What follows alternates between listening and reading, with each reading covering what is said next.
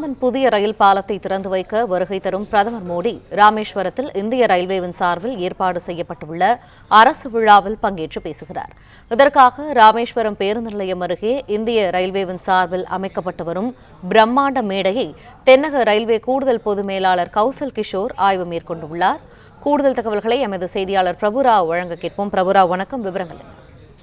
நிச்சயமாக வரும் 6ஆம் தேதி பிரதமர் நரேந்திர மோடி பாம்பன் புதிய ரயில் பாலத்தை திறந்து வைக்க வர உள்ளார். அவர் முதல் கட்டமாக மண்டபத்தில் இறங்கி பாம்பன் பாலத்தில் அந்த பாலத்தில் இருந்தவாறே கொடியசைத்து அந்த பாலத்தை திறந்து வைத்து பின்னர் ராமேஸ்வரம் பேருந்து நிலையம் அருகே உள்ள ஆலயம் என்ற விடுதியில் அமைக்கப்பட்டுள்ள அந்த மேடையில் உரையாற்ற இருக்கிறார்.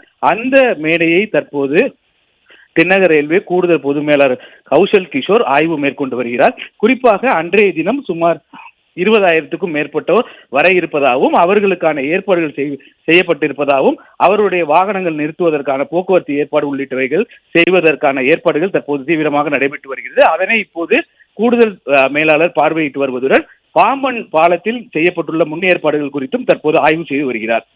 பிளே ஸ்டோர் மற்றும் ஆப் ஸ்டோரில் இருந்து பாலிமர் செயலியை QR கோடு மூலம் பதிவிறக்கம் செய்யுங்கள். செய்திகளை உடனுக்குடன் பெறுங்கள்.